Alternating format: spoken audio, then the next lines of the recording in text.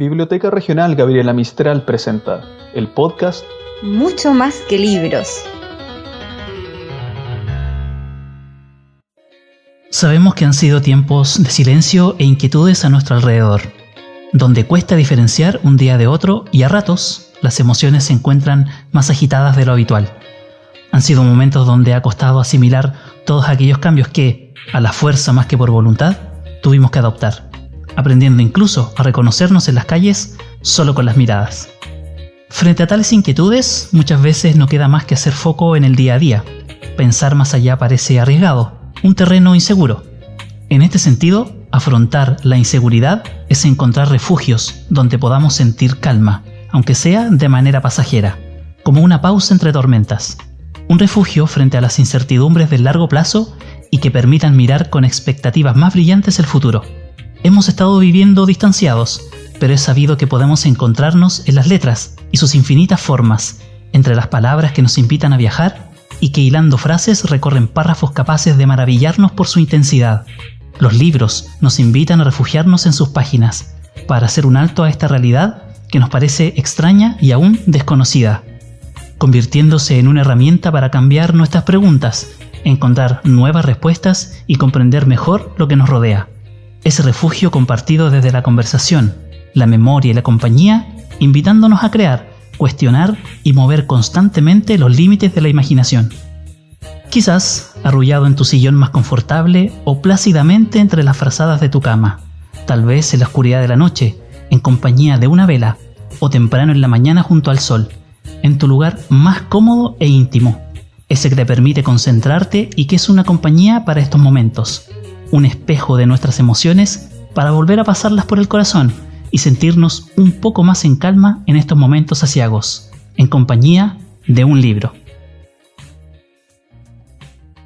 Tras estas bellas palabras, iniciaremos el capítulo de hoy comentando algunas lecturas o relecturas de libros que nos han acompañado durante este periodo de cuarentena.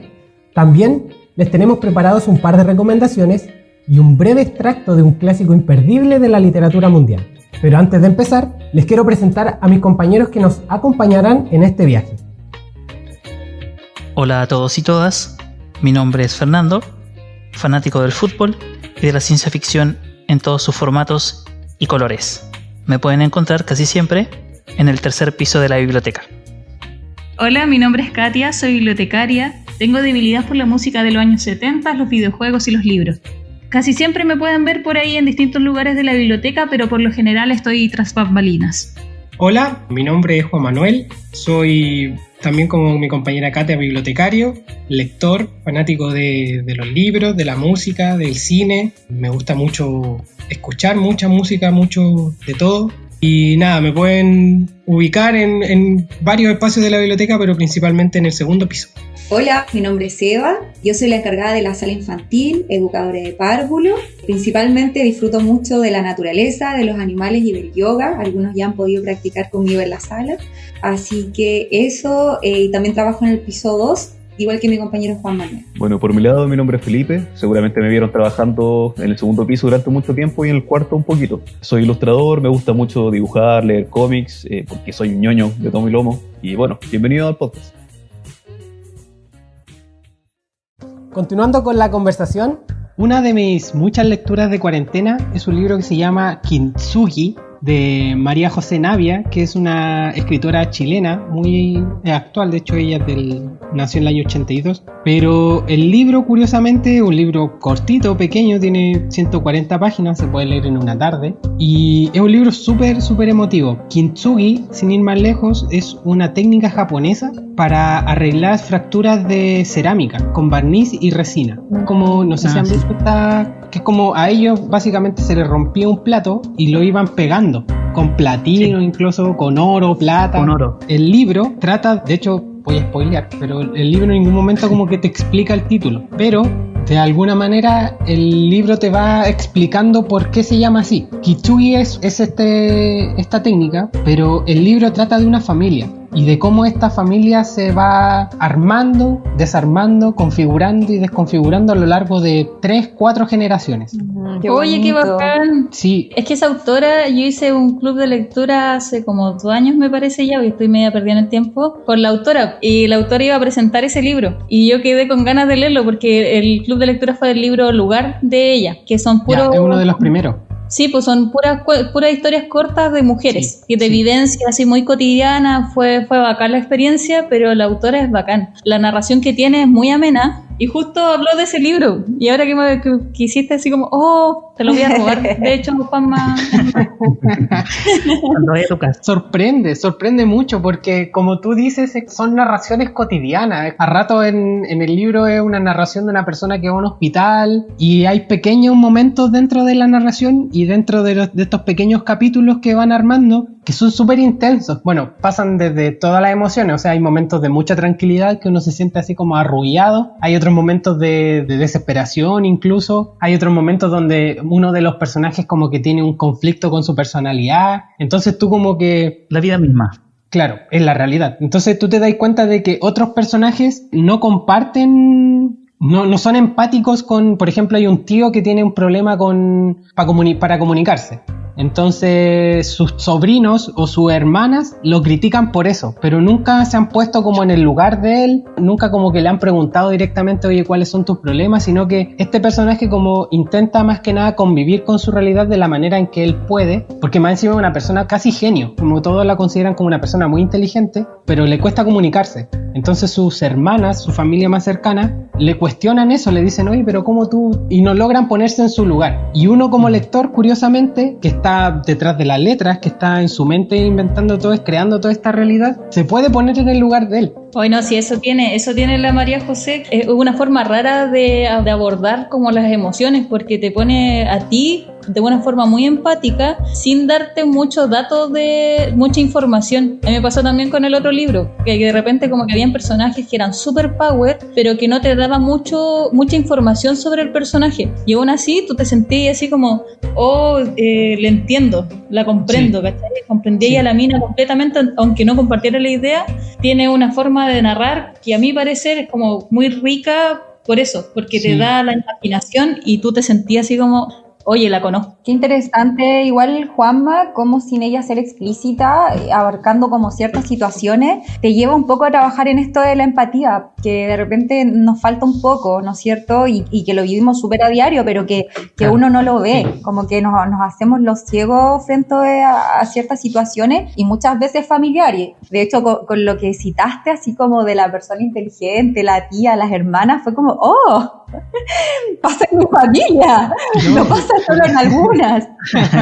Curiosamente uno como que, bueno, el trabajo que uno puede hacer con el libro es volver a mirar a su familia, como que, o volver a mirar a los integrantes de tu familia y un poco también ser empático con sus vivencias, porque es cierto que uno está conviviendo con un montón de problemas, está conviviendo y intentando solucionar un montón de inquietudes que muchas veces te ciegan, te nublan, no te permiten llegar al otro, cuando sabemos que el otro también está pasando por los mismos problemas. Claro. El libro, como lo decía, a rato era como, ¿por qué no son empáticas con su hermano? Cuando yo estoy leyendo el libro y puedo ser empático con ellos. Pero te dais cuenta de que su hermana, sus sobrinos, sus hijos también están pasando por un montón de problemas más. Los libros de la María José parece que son cortitos, pero son como intensos, porque en pocas palabras te dice mucho. Sí. En BP Digital yo sé que está el libro Lugar, que son puros cuentos que los podéis leer en desorden, y de repente a ti te da la impresión de que un cuento está vinculado con otro. No les voy a dar spoiler, pero de verdad que es muy entrete la autora. Tiene poquitos libros todavía, pero yo creo que va a ir. Oye, qué interesante. Sí, y son cuentos cortitos, son una sentada. Este libro tiene 150 páginas, es pequeño, tiene márgenes amplios. Entonces, claro, en una sentada te podéis devorar el libro. Y claro, tienen esta complicidad súper intensa. Sí, Juan Manuel, y un poco volver, ¿no es cierto? Que esta misma autora también, aparte de trabajar la empatía, trabaja mucho las emociones. Sí, mucho. Entonces yo les voy a contar, a partir de esto mismo, mi lectura, que es una de de mis lecturas favoritas. Es para grandes y para chicos. Bueno, yo sé que muchos de ustedes la han escuchado, pero sin duda es mi libro favorito, El monstruo de los colores. Oh. Actualmente estamos trabajando en un club de lectura con Juan Manuel. Y bueno, este libro ha estado presente desde que llegué a la biblioteca. La verdad es que creo que ya me lo sé al revés y al derecho. Lo he trabajado también haciendo las posturas de yoga. Trabaja mucho acerca de los colores, de las emociones, ¿verdad? Y la autora, bueno, nos cuenta un poco cómo a través de los colores podemos ordenar nuestras emociones. Qué importante en estos momentos. Exacto, por eso digo, es para adultos y para pequeños, porque la verdad es que es un texto encantador, es un libro ilustrado, con mucho color, mucha imagen, y la verdad es que va agrupando las emociones y también en conjunto uno puede ir trabajando manualidades, haciendo el dibujo del monstruo de colores, ¿verdad? Y finalmente el monstruo lleva su emoción del amor, que también hoy en día nos hace mucha falta, ¿no es cierto? Qué friki que eso, siempre se piensa que los libros infantiles son solamente para niños, muchos adultos le hacen el quite, pero cuando uno tiene la oportunidad de estar cerca de esos libros y los toma y empieza, es imposible soltarlos porque los libros álbum tienen enganche así como que te capturan desde la imagen. Mira, la verdad es que a mí, por eso digo, es mi libro favorito, a pesar de que es un libro de niños, yo no lo podría clasificar como un libro de niños. Para mí es un libro para todas las edades, incluso te emociona. A mí la verdad es que me emociona leerlo, cada vez que lo vuelvo a leer me trae a mí como recuerdos, las emociones que están tan latentes, ¿no es cierto?, más hoy en día. Y les voy a contar también que como estuve leyendo este libro, encontré la página de Ana Llenas, que es la autora. Ella trabaja con libros ilustrados, bueno, y en www.anayenas.com pueden encontrar recursos creativos donde ella trabaja con estos mismos libros. Ella también es diseñadora gráfica, por lo tanto tiene mucho material y recursos creativos en su página. Nada, recomendado, es muy entretenido, la lectura para mí ha sido súper buena y ves que se lo leo a mis sobrinos y bueno, ahora tengo el placer de tenerlo acá en mi casa. Es una muy buena lectura. Qué bueno que el libro se pueda apreciar tanto por gente más adulta y por gente joven, y también que se pueda trabajar con los niños y también los elementos que entrega la autora a través de su página. O sea, y es genial porque da para muchos libros. Sí, aparte ella es directora de arte, entonces comprenderás que sus libros también detrás tienen mucho diseño. Encuentro que sus ilustraciones a uno lo transportan. La verdad es que con solo ver las imágenes es como súper llamativo, entretenido y bonito también. Sí, es muy bonito el libro. Sí. A mí me pasa eso mismo que te pasa a ti, me pasa con Isol, con los libros de Isol. También. No sé si recuerdo mi infancia o recuerdo la infancia como de mis hermanas, pero es como, ¡ay, qué bonito! Sí. Y no los puedo soltar, de hecho me gustaría tenerlos todos, pero bueno, para eso está la biblioteca también. En ese sentido es una invitación también a nosotros mismos, a volver a ese niño. Exacto. A ese niño interior que a ratos está sepultado por todos los años que uno ha vivido, pero que no son pocos. Pero es una invitación a un poco volver a ese niño y como ya volver a las emociones y también a aprender. No simplemente como a quedarse con eso nomás, sino que aprender. Sí, y que finalmente con solo una lectura, con una tapa de un libro, con una carátula, tú vuelves como a esa niñez, a ese ser niño, como al sentir, al emocionarte. La verdad que es un muy lindo libro y espero que les haya gustado mi lectura de cuarentena. Está buena, está muy buena. Haciendo el enganche también junto con el libro álbum, ahora de otro tipo de arte, que el arte gráfico de la secuencia gráfica del cómic. En cuarentena volví a releer uno de mis cómics favoritos, que mucha gente considera como el mejor cómic que se haya escrito, por lo menos de los cómics gringos, que es Watchmen. Seguramente muchos han tenido un acercamiento a Watchmen por la serie que salió hace poco, que es una secuela, y por la película de Zack Snyder. La película es súper buena porque es una adaptación muy fiel al cómic. Claro que tiene algunos elementos que va cambiando. El cómic, de las cosas más maravillosas que he leído en toda mi vida. En serio, es increíble. Esto fue escrito más que nada como una respuesta al intervencionismo gringo que tuvieron como en los años 40 y 60 de Estados Unidos, en Vietnam, acá en Latinoamérica, como un universo alterno que todo va cambiando a partir de la creación de cierta manera del único ser sobrehumano que podría haber existido. No sé, una realidad donde existen los superhéroes, pero son superhéroes que no tienen poderes, son simplemente personas que se toman la justicia en sus manos con consecuencias terribles algunas veces. Es igual de oscuro que la película, o sea, la película como que muestra, yo creo que un ápice de, pero es igual de oscuro o más oscuro que eso, porque se suele pensar que los cómics son como para niños o jóvenes, qué sé yo, pero me he dado cuenta mayoritariamente que hay muchos cómics que es como, por favor, niños, no lo lean. Claro, es que el cómic dan para todo. Los cómics pueden ser para adultos, para niños, simplemente el arte secuencial, también combinado con la lectura, que se da por los de diálogo, por la narración y todo. Lo que pasa es que este cómic salió en el 86, y este cómic fue el inicio de lo que se podría denominar denominar como la época de bronce, que es como un acercamiento más maduro a los cómics. Más maduro en su tema, ¿o no? Claro, empezaron a tomar como temas más adultos, más serios, más violentos, más oscuros. Antiguamente era como mucho más infantil. El cómic sí es súper oscuro y es bien crudo en realidad, porque es un mundo entre comillas más realista. La única como elemento fantástico que tienen es el personaje del Doctor Manhattan, que es prácticamente un dios. Lo que yo no alcancé a entender, no sé si lo agarré tarde, es si esto es un universo paralelo o es como un futuro distópico que está narrando la historia. No, es un universo paralelo. De hecho, mira, la diferencia empieza a ser como finales del año 20, que empiezan a salir como estos vigilantes. Sí. Que toman como elementos de superhéroe y se disfrazan y todo el asunto. Y de hecho esto está ambientado en 1980 y algo. Está como en el punto más terrible de la Guerra Fría entre Estados Unidos y Rusia, porque como empezaron a variar la historia, y está como este personaje que tiene superpoderes, que es parte del gobierno gringo, están literalmente al borde de la guerra nuclear. No un futuro distópico, es un pasado distópico. Bueno, Qué terrible, ¿ya? Y esa es la gracia del cómic, que están constantemente como un minuto para la medianoche, que es cuando ya se va a acabar el mundo. El mundo en el que ellos están ambientados en 1980 y tanto, los superhéroes están completamente prohibidos. El único que sigue funcionando son los que trabajan para el gobierno de Estados Unidos. Y el cómic empieza cuando uno de esos superhéroes retirados que trabajaba para el gobierno, es tremendamente rancio, estuvo metido en un montón de cosas horripilantes, es asesinado. Nadie sabe quién fue y ahí empieza la trama. Bueno. Si que vieron la película saben más o menos cómo termina. Claro que el cómic tiene un final distinto, lo abarca de otra manera. claro. La gracia de este cómic, que lo escribió Alan Moore, uno de los mejores escritores de cómics que han existido, que aparte de los volúmenes del cómic en sí que están dibujados, tiene 1 o 2 páginas que solamente es texto y están abordados a través de cartas o de reportes o de reportajes dentro del mundo ficticio. Y eso te va dando ciertas pistas o ciertas... Increíble. Sí, no, sí, y genial. De hecho, volvió a hacer eso más o menos en unos cómics que sacó hace un par de años que están basados en el mundo de H.P. Lovecraft. Y es maravilloso. Buena. Y lo que le da como una tridimensionalidad al mundo que está estructurando son más que nada esas partes. Que ese tipo de narrativa te deja entrever como ciertos detalles que no te entrega el cómic en sí, que te va mostrando los personajes. Como la caída en gracia de antiguos superhéroes, la visión que tienen los civiles, no sé, ciertas conspiraciones gubernamentales que ocurren entre medio. De alguna manera él viene como a romper con este estereotipo del superhéroe brillante que soluciona todo con un soplido y que moralmente es como una persona intachable incluso. Claro, no, acá son simplemente personas, son seres humanos, con todas las falencias que podrían haber tenido. Son personas completamente rotas y muy, muy dañadas. Doom Patrol tiene como ese enfoque igual. Claro. Que es como el superhéroe tiene los mismos problemas que tuviera una persona común y corriente. Como venido a menos. Claro. De hecho, como son superhéroes que ya están retirados, los personajes principales tienen que lidiar con distintas cosas, traumas familiares, sensación de impotencia, no sé, problemas mentales también.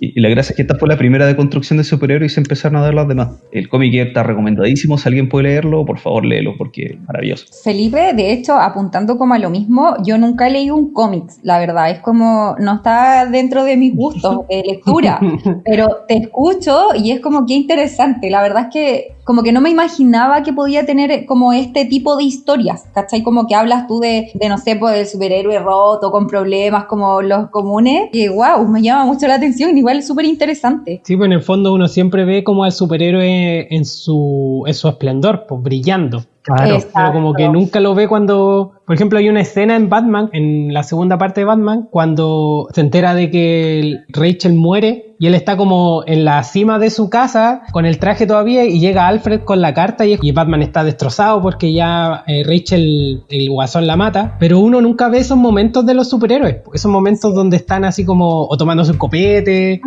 o durmiendo hasta muy tarde, Hablando las cuentas. un poco conviviendo con su realidad. Como uno siempre ve a, no sé, a Batman o a Superman o todos estos superhéroes, los ve como brillando, los ve como en su esplendor, los ve solucionando problemas, pero en el fondo es, bueno, con Watchmen creo que da la sensación que todos están en el fondo conviviendo también con sus traumas, todos están conviviendo con sus problemas. Claro. Y también son tirando una cuerda para su propio lado también. Claro, de hecho, dentro del cómic de Watchmen, lo que más se da cuenta es que estos superhéroes no salvan a nadie. O sea, nunca salvaron al mundo. Estuvieron peleando. Y el único que tiene la capacidad para cambiar las cosas, y que, bueno, gracias a él, como cambió un poco el mundo, no podría importarle menos la vida humana. Está completamente alejado de lo que es un ser humano. ¿Es el tipo que está en la luna? ¿Que está como sentado así o no? Claro, el Doctor Manhattan en cierta parte del cómic se va a Marte porque no conecta con los seres humanos. Y esa parte también de la problemática del cómic que se va abordando. Como lo único que podría tomarse como un superhéroe que es prácticamente un dios dentro del mundo, no le importa un carajo. No, abandonó. Bueno, aprovechando que Felipe aborda el tema de la ilustración, voy a hablar de un libro que estuve también leyendo este tiempo de cuarentena. La autora de este libro es ilustradora, por eso hacía la comparación con lo que había leído Felipe. Aparte de ser escritora, es ilustradora y trabaja como redactora creativa para varias agencias publicitarias. ¿Ya? Ella es Brooke Barker. Ella escribió un libro que partió siendo un blog de internet, que en español su libro se llama Lamentables Datos Animales. Sí, la tengo, muy buena. Que como su nombre lo dice, son datos tristes o datos curiosos de animales. Pero como les decía, el nombre lo dice, son datos como que tú lo lees y dices, pobrecito, sí. Claro, entonces es un libro... Los dibujos son tan bonitos. Son muy bonitos, por eso les decía que la ilustración tiene un rol súper complementario al libro, porque está el dato, si tienen la oportunidad de ver el libro, está el dato el dato triste o el dato lamentable, y abajo aparece una ilustración del animal del cual estamos hablando y un pequeño comentario, como que el animal dice algo a partir de ese dato. Por ejemplo, hay uno de los datos que dice: cuando un lobo es expulsado de su manada, nunca vuelve a aullar. Ese es un lamentable dato animal del lobo. Entonces sale la foto de un lobo. Oye, qué triste. Y dice toc toc, da igual, dice el lobo. Ay, chico. Pobrecito. Y tiene mucho, como yo les decía, es súper ameno de leer, es muy rápido, o sea, tú puedes estar tomando té y te lees el libro. Me gustó mucho porque es este típico libro que tiene el dato freak, ¿sí? Y el dato que nadie más maneja. Por ejemplo, una de las que más me gusta, igual, que dice: las ballenas que cantan en otra frecuencia se pierden y andan solas por el océano. No, pero qué triste. Ese es otro dato lamentable animal. Como que te llenan de ternura también los datos. Claro, son como, si bien son lamentables, dices, Sí, oh. La autora la sigo en Instagram, me hizo hartas ilustraciones. Encontré uno que dice que las vacas producen la mayor cantidad de leche cuando están escuchando Everybody Hurts de R.E.M. De R.E.M. ¿Qué? Sí. Sí. Y ojo que no son datos así como que se le ocurrió o a mí me lo contaron, sino que son datos reales. Ella se dedicó a recopilar estos datos que a ella les pareció atractivo y encontró seguramente que habían más datos lamentables que felices, me imagino.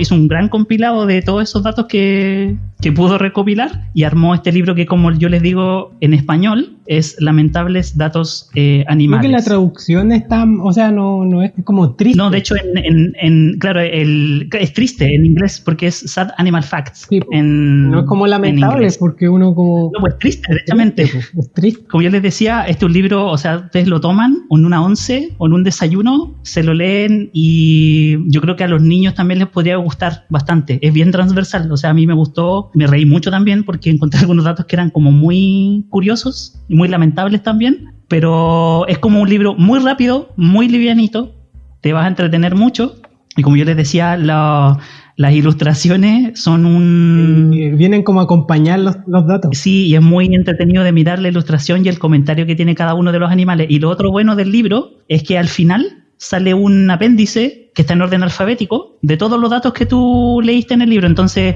no sé, si quieres en algún momento echar alguna competencia con tu familia, así como un dato animal, y vas, un dato animal de la abeja, vas y lo buscas alfabéticamente por la abeja y tienes ahí tu dato curioso y para romper el hielo. Es como el profesor Rosa para nuestra época. Claro. Claro, una cosa así. Claro.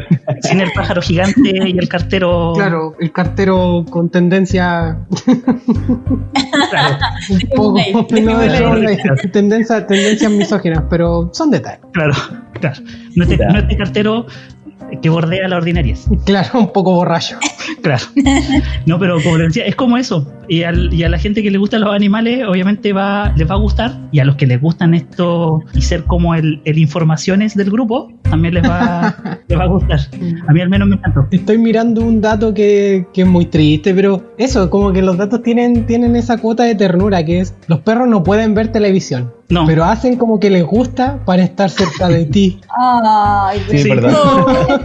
Sí, Oye, pero igual los hace tan interesantes que te dan ganas como de seguir escuchando. Me pasa eso ahora que estamos conversando, como es tan entretenido y interesante informarte de cosas que por otro lado jamás hubiese conocido o hubiese tenido información de ello. De hecho, lo estoy googleando para poder leerlo porque me llama mucho la atención. Sí, como les digo, es muy te da esta sensación de entretenerte, pero también dice, oh, pobrecito. Sí. Como por ejemplo el caso de los koalas, solo hacen vida social por 15 minutos al día. Nada más. Están en cuarentena. Y abajo el koala dice, esta fiesta está muy divertida, pero tengo que irme. Mira, aquí encontré uno chistoso. Dice: los arenques se comunican con pedos. Menos mal, bueno, algunas personas que viven de eso, pero bueno. De alguna manera, los libros que hemos estado comentando, primero que nada, invitan a salir de esta realidad que un poco nos tiene abrumados a todos. En segundo lugar, nos damos cuenta de que hay una gran variedad de libros, de tipos, de formas, que también nos ayudan a despegarnos de la circunstancia en que nos encontramos, y por ahí nos invitan a encontrarnos en distintos lugares. Son libros que nos permiten hacer muchas lecturas de sí mismos. The Watchmen creo que es un libro que he editado ya hace casi 30 años, pero a pesar de todo sigue siendo un libro de contingencia, sigue siendo un libro que podemos volver a él y sacarle el jugo en lo que podemos hacer. El monstruo de los colores también es un libro que constantemente se puede ubicar, porque obviamente nuestras emociones siempre están como a flor de piel, siempre son algo que tenemos que ir trabajando. Entonces los libros, de alguna manera, y considerando que hay una amplia variedad de libros que podemos leer en nuestros dispositivos móviles, computadores, etcétera, de alguna manera los libros que tenemos en nuestra casa nos invitan a esta relectura, nos invitan a darle una segunda oportunidad a un libro que dejamos botado, a darle una nueva oportunidad a un libro que nos encantó en algún momento de nuestras vidas, y que este es un momento también para reencontrarse con esa persona que leyó el libro y volver a hacerle una lectura, volver a sacarle un mensaje nuevo a los libros que tenemos y darle otras oportunidades también.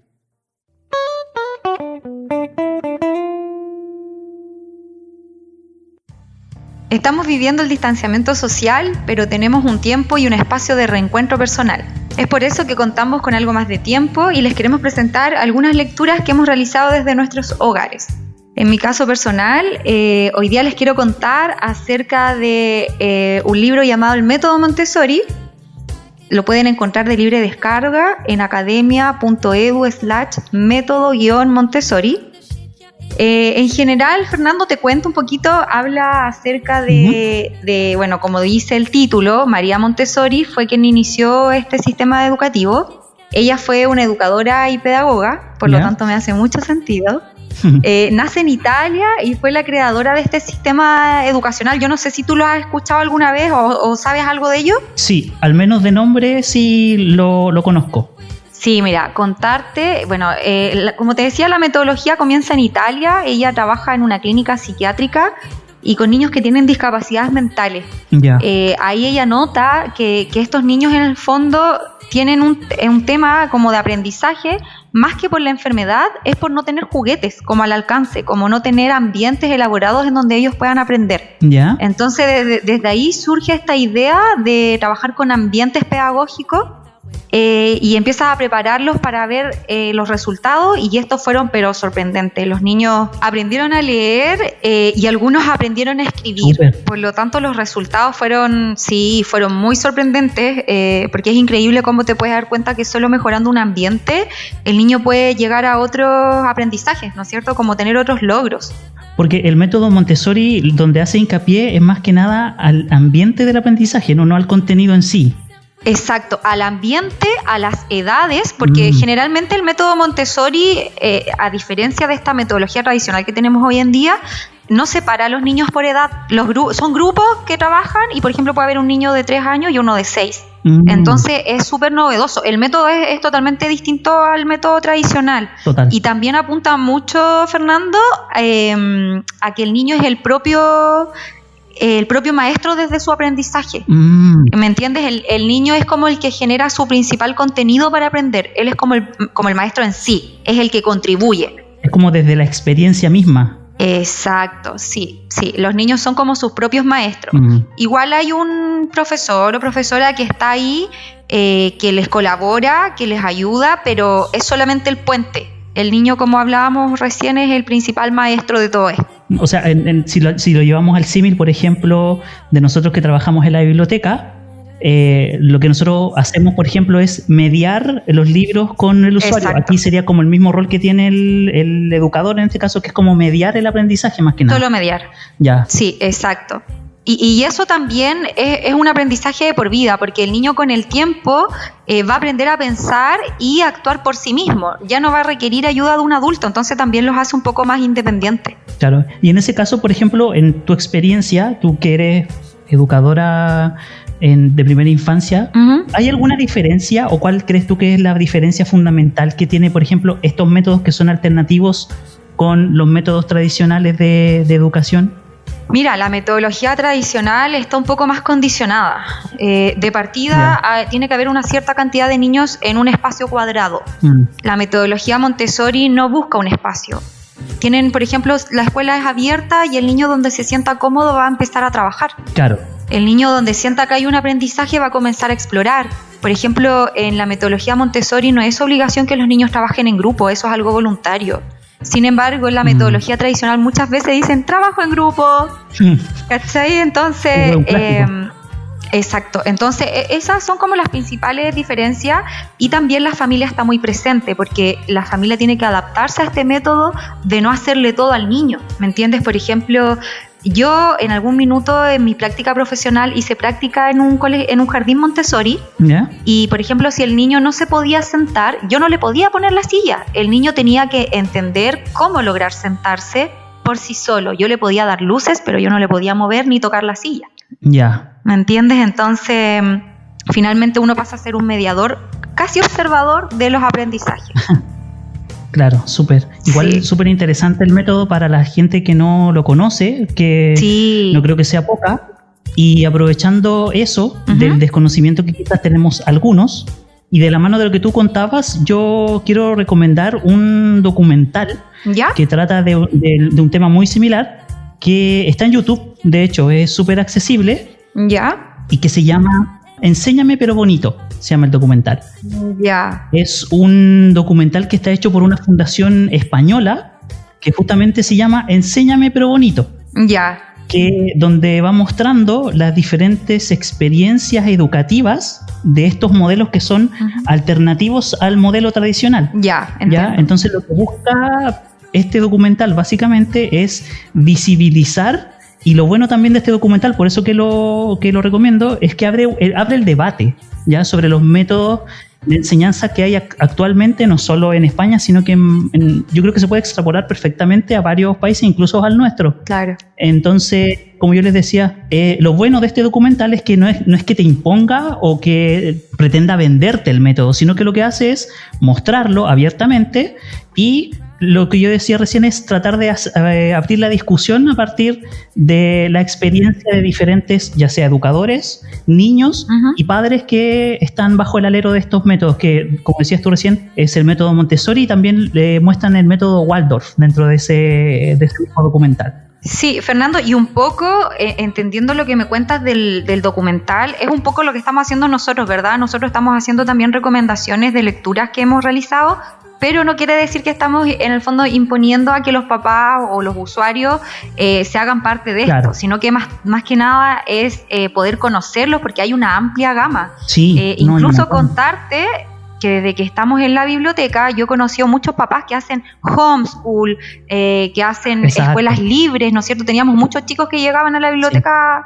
Sí, un montón. Que eran de escuelas libres, y cada vez esta gama de posibilidades pedagógicas se empieza a ampliar. Entonces, qué bueno poder recomendarle un poco a los papás o a los usuarios ideas y también experiencias nuevas para poder aportar desde nuestro punto, ¿no es cierto? Que lo vemos como tan seguido. Y como te decía, muchos, y me incluyo, no conocemos a fondo las metodologías alternativas, entonces muchas veces también uno peca ya sea de ignorancia o desconocimiento porque no tiene esta cercanía. Entonces, tanto Exacto. la lectura que propones tú como el documental que pude ver yo, lo que hace es eso, es tratar de aprender y sobre la base de la información emitir un juicio. Entonces, el llamado, obviamente, y la recomendación que estamos haciendo ahora es que lo lean, obviamente, el libro y que también exploren este documental. Y si lo podemos repetir como las coordenadas, ¿el libro lo podemos descargar dónde? ¿O lo podemos leer desde? Lo podemos descargar en la BP Digital. ¿Ya? Con libros gratuitos, hay varios títulos. Especialmente yo busqué de Montessori, no hay ninguno con libre descarga, pero sí el que yo leí está en Google y lo podemos encontrar en academia.edu/método-Montessori. Y si recomendamos nuevamente o recordamos a la gente, el documental está en YouTube. De hecho, si lo se meten a YouTube, Enséñame pero bonito. Ese es el título del documental. Y también es la dirección de la página de esta fundación, enséñameperbonito.es. Y ahí también está alojado el documental y hay más información sobre esta fundación.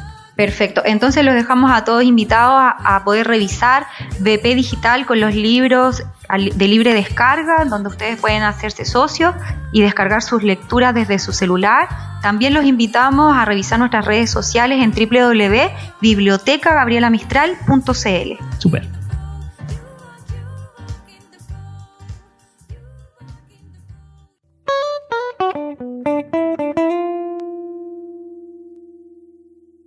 Bueno, y aprovechando la instancia de nuestra conversación sobre el libro, mi compañero Juan Manuel El Guapo Droguet los deleitará con la lectura de un extracto de Frankenstein, o el moderno Prometeo.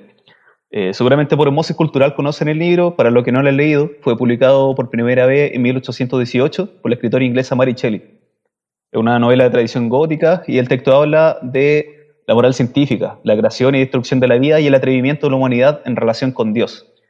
En el texto se relata la historia de Víctor Frankenstein, quien, empecinado con la labor de dar vida a cuerpos inertes, una vez logrado su objetivo, comienza en una batalla moral sobre su criatura y las consecuencias de sus actos. Aquí tenemos un pequeño extracto del momento en que Víctor logra dar vida al monstruo y las primeras impresiones sobre la criatura. Nadie podrá nunca imaginar el horror de mi trabajo llevado a cabo en secreto, moviéndome en la húmeda oscuridad de las tumbas o atormentando a algún animal al intentar animar la materia inerte. Ahora, solo con recordarlo, siento que me posee el espanto y que todos mis miembros se estremecen. Pero en aquel entonces, un empuje irresistible y frenético me animaba. Todo a mi alrededor perdía sentido. Recogía huesos en las sepulturas y transgredía con mis sacrílegos dedos los extraordinarios secretos de la naturaleza humana. Había instalado un laboratorio, o mejor dicho, una celda destinada a mi inmunda creación, en una estancia aislada en la parte más alta del edificio donde vivía y separada de las demás habitaciones. Tenía la impresión de que, cuando me entregaba a mis odiosas manipulaciones, los ojos me salían de las órbitas. La sala de disección y el matadero me proporcionaban la mayor parte de mis materias.